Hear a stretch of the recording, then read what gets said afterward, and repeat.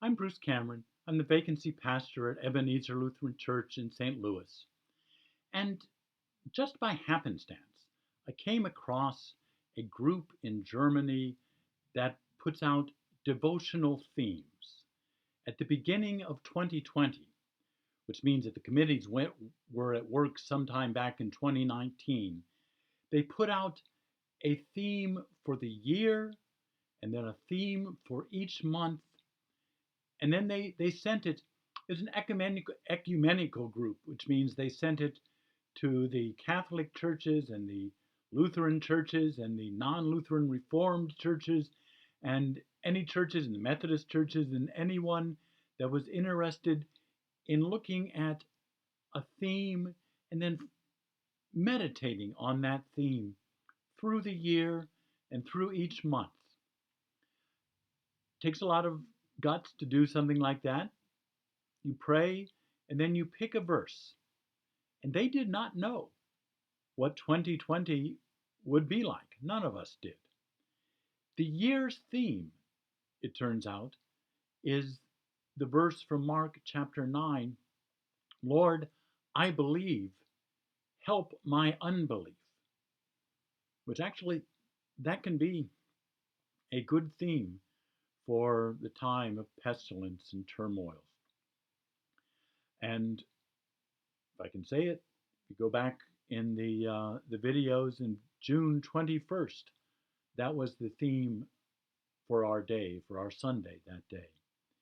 But the theme for July is a surprising one. I don't think I've ever seen it used as a devotional theme. And it is this: the angel of the Lord came back a second time and touched him and said, get up and eat, for the journey is too much for you. This is an angel talking to Elijah, saying, get up, eat, because you have a long journey ahead of you, and it's too much of a journey for you. They picked this, knowing that the verse that they pick has to be for everybody.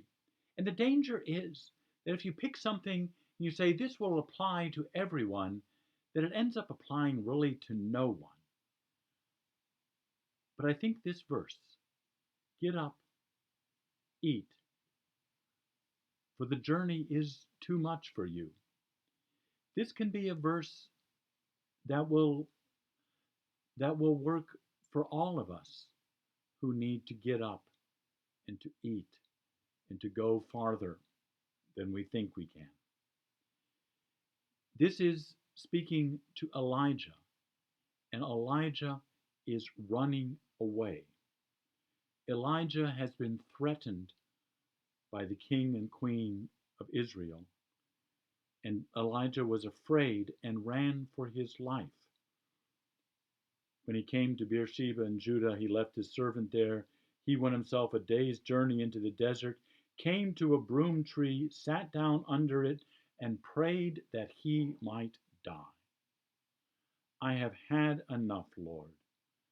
Take my life. I am no better than my ancestors. Bring it all to an end. This is Elijah the prophet. He has done some mighty signs. Actually, in 1 Kings chapter 18, the chapter before this. But now he is discouraged. He is afraid. And he's ready to give up. And the angel of the Lord touched him and said, get up and eat. He looked around, and there by his head was a cake of bread baked over hot coals and a jar of water. Sometimes angels are very practical. He ate and drank and lay down again. The angel of the Lord came back a second time and touched him and said, get up and eat, for the journey is too much for you. Why do we pick this verse? Why did they pick it sometime last year? Why do I pick it as a verse to talk about today? Because it's a verse for people who are discouraged, for people who are afraid, for people who can be ready to give up because the road ahead is so long.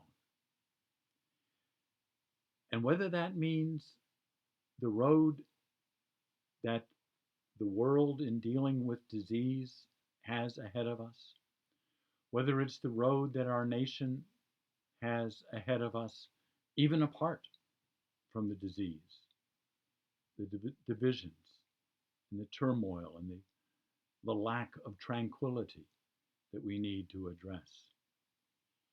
And no, a devotion like this doesn't deliver a meal to your door.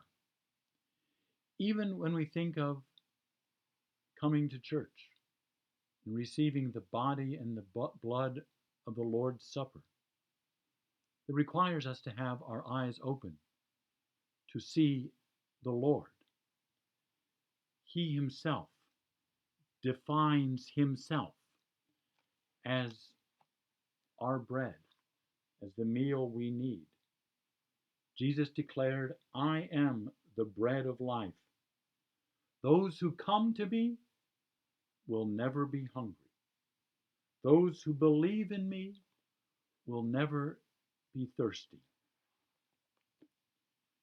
The bread is Jesus himself. We come to him. We trust in him. And when he says, get up and eat, he is telling us to take in what the Lord is giving us, what the Lord has given us in giving us himself.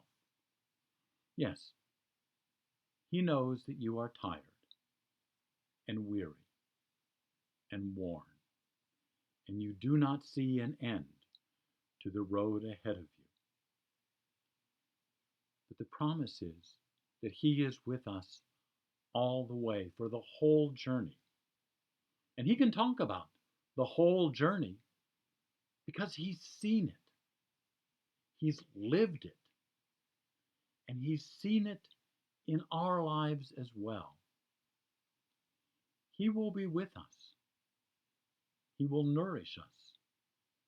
And he will take us for the whole journey.